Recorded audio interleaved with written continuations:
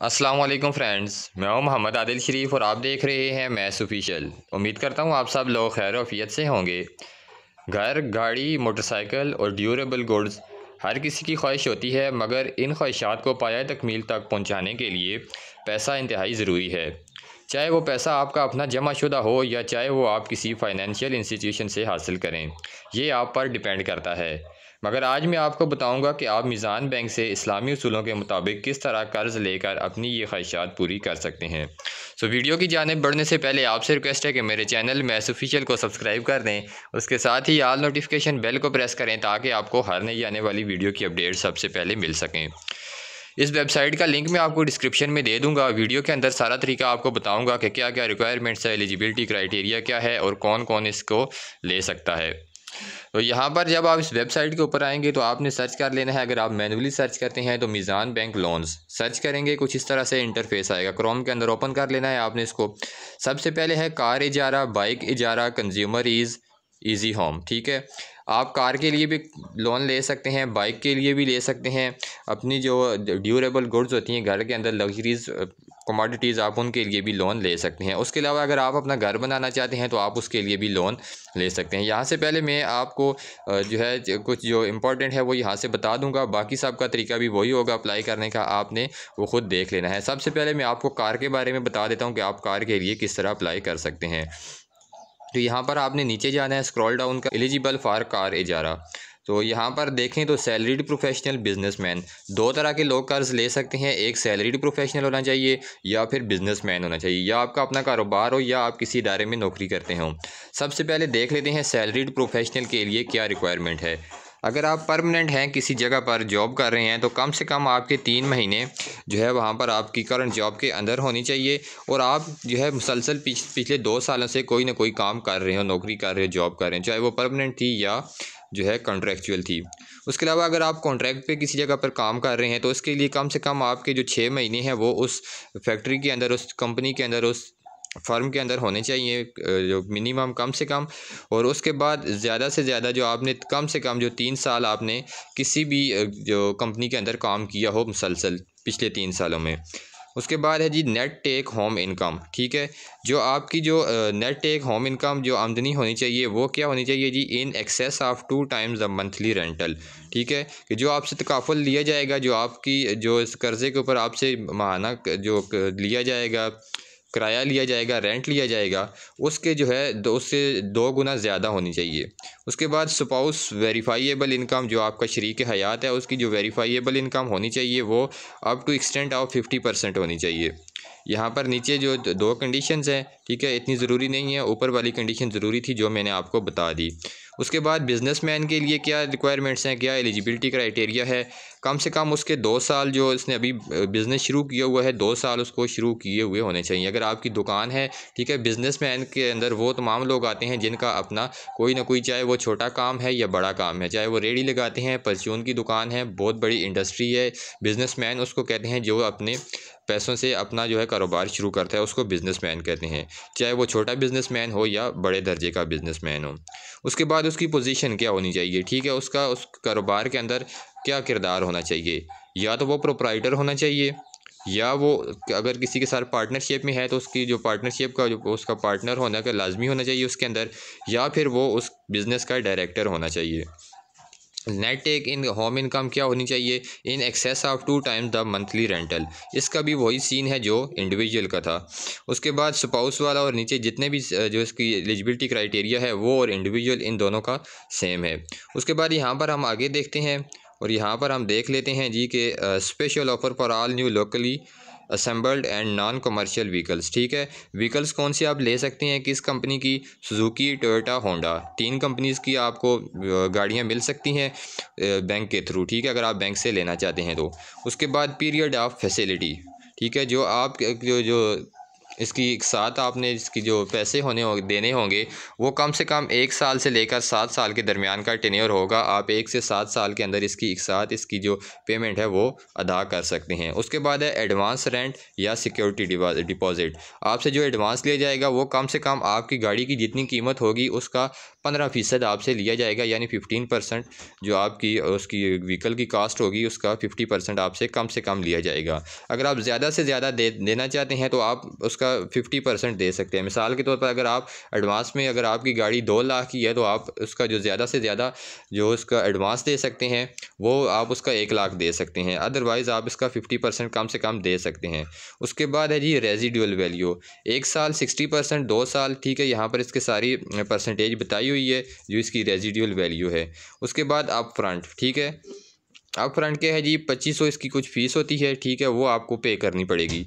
उसके बाद documentation charges, जो डॉक्यूमेंट्स के कुछ चार्जेस होंगे, ठीक है, जितने भी डॉक्यूमेंट्स वगैरह तैयार होंगे उसके चार्जेस वो एट एक्चुअल, ठीक है। एट एक्चुअल का मतलब है कि जितना भी इसके ऊपर वो डॉक्यूमेंट बनने के ऊपर खर्चा होगा वो आपको देना पड़ेगा, और वो आपकी जो कर्ज़े की नौयत पे डिपेंड करता है कि आप किसके लिए कर्ज़ ले रहे हैं, या आप गाड़ी ले रहे हैं या किसी भी चीज़ के लिए आप अप्लाई कर रहे हैं, तो वो उसके ऊपर डिपेंड करेगा। उसके बाद है फ्री एक्सीडेंटल डेथ कवरेज।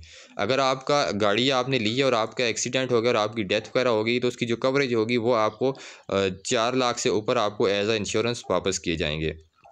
उसके बाद रेंटल्स फ्रीक्वेंसी, ठीक है, monthly rental payment through post dated cheque और डेबिट इंस्ट्रक्शन। आप जो है पोस्ट डेटेड चेक के ज़रिए भी मंथली जो रेंट है वो आप पे कर सकते हैं, नहीं तो आप जो है आपने जो इसके कर्ज़े की जो इंस्ट्रक्शन आपने वहाँ पर की होगी, चाहे आप डायरेक्ट बैंक में जाकर पैसे देना चाहते हैं इसकी इंस्टॉलमेंट, तो आप वो भी कर सकते हैं। उसके बाद यहाँ पर रिक्वायर्ड डॉक्यूमेंट्स हैं कि आपको क्या क्या डॉक्यूमेंट्स चाहिए होंगे। तो सबसे पहले एक एप्लीकेशन होनी चाहिए जिसको आपने फिल करना है और उसके ऊपर आपके सिग्नेचर होने चाहिए। दूसरी नंबर पे आपकी जो पे स्लिप है, अगर आप सैलरीड पर्सन है तो आपके लिए इसके लिए लाजमी है कि एक कॉपी आपने अपनी जो आपकी पे स्लिप है वो साथ होनी चाहिए। उसके बाद अगर आप बिज़नेसमैन हैं तो आपके पास जो बिज़नेस की जो such as business certificate confirming proprietorship, ठीक है, कि आपके पास कोई ऐसा सर्टिफिकेट होना चाहिए जो ये कन्फर्म करे, जो ये शो करे कि आप वाकई प्रोप्राइटरशिप के अंदर है या इसके अंदर आपकी कोई एसोसिएशन है, या आपके पास टैक्स रिटर्न्स लेटर होना चाहिए। उसके बाद है जी copy of last 6 month bank statements, ठीक है, पिछले 6 महीनों की आपकी बैंक स्टेटमेंट्स अगर कोई हैं तो उसकी 6 कॉपीज़ लाजमी हैं इसके साथ। उसके बाद आपकी 1 रिसेंट फ़ोटोग्राफ होनी चाहिए, ठीक है, मौजूदा तस्वीर होनी चाहिए आपकी। उसके बाद आपका सिग्नेचर होना चाहिए जो कि बैंक के जो आपको फॉर्मेट दिया जाएगा एक वहाँ पर डॉक्यूमेंट, उसके ऊपर आपका सिग्नेचर होना चाहिए। यहाँ पर इनका कैलकुलेटर भी अगर आप चाहें तो वो यहाँ पर कैलकुलेट भी कर सकते हैं। जैसे आप यहाँ पर न्यू कार या ओल्ड कार लेना चाहते हैं आप वो सिलेक्ट करेंगे, ठीक है, यहाँ पर डिफ़ॉल्ट न्यू है, आप जितना भी टेन्योर वगैरह सेलेक्ट करके आप कैलकुलेट कर सकते हैं कि आपको कितनी रकम जो है पे करनी पड़ेगी, कितना एडवांस, कितनी आपकी एक साथ बनेगी, आप यहाँ पर सारा सिलेक्ट करके कर सकते हैं। लेकिन हम यहाँ पर जाते हैं दूसरे उसकी तरफ, लोन की तरफ, कि हम दूसरा लोन किस तरह ले सकते हैं। अगर आप घर के लिए लोन लेना चाहते हैं तो यहाँ पर ईजी होम है, ठीक है, आप इसके लिए भी लोन ले सकते हैं। उसके बाद यहाँ पर अगर आप देखें तो इसके साथ ही कंज्यूमर ईज़ है और बाइक इजारा भी है, इनके लिए भी आप अप्लाई करें तो कर सकते हैं, ठीक है। यहाँ पर आप देख सकते हैं इसके की फ़ीचर्स हैं। एलिजिबिलिटी क्राइटेरिया क्या है जी, सिटीज़नशिप इसके लिए क्या है, पाकिस्तानी नेशनल होना चाहिए, ठीक है, चाहे वो पाकिस्तान के अंदर रह रहा है या नहीं रह रहा, लेकिन उसकी जो नेशनलिटी है वो पाकिस्तानी होनी चाहिए। एज क्या होनी चाहिए जी, एज इसके लिए होनी चाहिए, जो प्राइमरी एप्लीकेंट है मिनिमम 25 साल से 65 साल के दरमियान होनी चाहिए। को एप्लीकेंट है जो उसकी 21 साल से 70 साल की एज तक होनी चाहिए, अगर 2 बंदे मिलकर ले रहे हैं तो। उसके अलावा कुछ जो ख़ास कंडीशंस है उनके अंदर इसकी जो रिलैक्सेशन भी है, छूट भी है, जो कि 65 के बजाय 70 साल तक भी आपको दे सकते हैं लोन, लेकिन उसके लिए कुछ जो है डॉक्यूमेंटेशन जो जितनी भी होगी उसका प्रोसेस थोड़ा लंबा हो जाएगा। उसके बाद कस्टमर या एप्लीकेंट, ठीक है, प्राइमरी और सिंगल एंड को एप्लीकेंट अलाउड, ठीक है, सिंगल बंदा हो भले ही मैरिड ना हो वो भी अप्लाई है, और प्राइमरी के मतलब ये है कि एक अकेला बंदा भी ले सकता है लोन, और जो 2 मिल के भी ले सकते हैं। तो जो इसके साथ को applicant must be an immediate family member, ठीक है, जो आपके साथ दूसरा बंदा ले रहा है वो आपकी उसके ख़ानदान से उसका होना लाजमी है। उसके बाद इनकम क्या होनी चाहिए लोन लेने के लिए, minimum grass income of PKR Pakistani 40,000 कम से कम मंथली होनी चाहिए। किसके लिए? जो सैलरीड पर्सन है। और 100% को एप्लीकेंट इनकम में be included in case of spouse only. उसके बाद सेल्फ एम्प्लॉयड या बिजनेसमैन, अगर आप कोई बिजनेस पर्सन है, अगर आप होम के घर के लिए लोन लेना चाहते हैं तो उसके लिए आपकी मिनिमम ग्रॉस इनकम जो होनी चाहिए वो 75,000 पर मंथ होनी चाहिए। एम्प्लॉयमेंट टेन्योर क्या होना चाहिए जी? परमानेंट जॉब, अगर सैलरीड पर्सन है तो 2 साल की कंटिन्यूस उसकी जो हिस्ट्री होनी चाहिए, वर्क हिस्ट्री वहाँ पर उस फील्ड के अंदर होनी चाहिए। और सेल्फ एम्प्लॉयड क्या है जी? कम से कम 3 साल उसको अपना बिजनेस शुरू किए होने चाहिए। किस फैसिलिटी के लिए आप लोन दे सकते हैं? Easy buyer, choose it and get ready to move in. ठीक है, आप जो डायरेक्ट घर भी खरीद सकते हैं। इजी बिल्डर, ठीक है, आप इन पैसों से अपना घर बना सकते हैं, बिल्ड कर सकते हैं। इजी रेनोवेशन करनी है घर के अंदर, कोई डेकोरेशन वगैरह चेंजेस वगैरह करनी है तो आप उसके लिए भी इस कर्जे को यूज़ कर सकते हैं। इजी रिप्लेस, ठीक है, ट्रांसफ़र योर एग्जिस्टेंट मॉर्टेज, ठीक है, आप जो है अपना घर किसी के साथ रिप्लेस कर सकते हैं। उसके बाद इजी इन्हांसमेंट, उसके अंदर आप मज़ीद अगर उसके अंदर फैसिलिटीज़ लाना चाहते हैं तो वो भी आप ले सकते हैं। पेमेंट्स प्लान वगैरह यहाँ पर नीचे बताए गए हैं, बिजनेसमैन, कस्टमर, तो इस तरह से इसका थोड़ा सा प्रोसेस लंबा है। सबसे पहला क्या है जी? एप्लीकेशन देनी है। दूसरे नंबर पर आपने डॉक्यूमेंट्स जमा करने हैं। उसके बाद मीज़ान बैंक जो है वो ये वेरीफाई करेगा कि आप वाकई जो आपने एड्रेस बताया आप उस पर रहते हैं या नहीं। तो उसके बाद जो है जो मीज़ान बैंक का जो प्रोफेशनल होगा वो आपके बारे में आपकी जितनी भी जो मालूमात है वो कंडक्ट करेगा। वो लेने के बाद उसके बाद 5वें नंबर पे वो आपके बारे में फिर वो आपस में मीटिंग करेंगे और लीगली ओपिनियन लेंगे उसके ऊपर। उसके बाद यहाँ पर सारे पॉइंट्स देख सकते हैं। उसके बाद फिर वो आपको एक कंडीशनल लेटर भेजेंगे, ठीक है, और उसके बाद जो आखिरी स्टेप होगा उसके अंदर आपको आपकी पेमेंट मिल जाएगी और आप ले सकते हैं। उसके बाद यहाँ पर देखें तो eligibility criteria for non residual Pakistanis, ठीक है, जो पाकिस्तान के अंदर नहीं रहते, ठीक है पाकिस्तानी लेकिन पाकिस्तान के अंदर नहीं रहते और किसी और मुल्क में रहते हैं और कर्ज़ा वो मीज़ान बैंक से लेना चाहते हैं तो उसके लिए क्या एहलियत है? उसके लिए लाजमी है कि वो मस्ट भी पाकिस्तानी, ठीक है, पाकिस्तानी लाजमी है। उसके बाद जो प्रोडक्ट कैटेगरी है, ठीक है, buyer, builder, renovation and replacement, ठीक है, इन 4 चीज़ों के लिए वो कर्ज़ ले सकता है। सेगमेंट क्या होंगे जी? सैलरीड ओनली, ठीक है, बिजनेसमैन जो है उसको इसके अंदर लोन नहीं मिलेगा लेकिन सिर्फ जो सैलरीड पर्सन है उसको लोन मिलेगा। को एप्लीकेंट फॉर इनकम क्लबिंग, ठीक है, बाकी सारा प्रोसेस वही है जो दूसरे का था, ठीक है जी। एज भी तकरीबन वही है। उसके बाद इनकम थोड़ी डिफरेंट है। इनकम क्या है जी? कम से कम पाकिस्तानी 1.5 लाख रुपए या इससे ज़्यादा की उसकी इनकम होनी चाहिए जो दूसरे मुल्क में है, तब उसको ये कर्जा मिलेगा। एम्प्लॉयमेंट टेन्योर इसका भी तकरीबन वही है, 2 साल, ठीक है, एग्जिस्टिंग जॉब के अंदर होने चाहिए। फाइनेंसिंग टेन्योर क्या है जी? इसको जो है 3 से 20 साल की 3 से 20 साल लग सकते हैं। अगर आप 3 से 20 साल के अंदर अंदर आप ये पैसा वापस कर सकते हैं।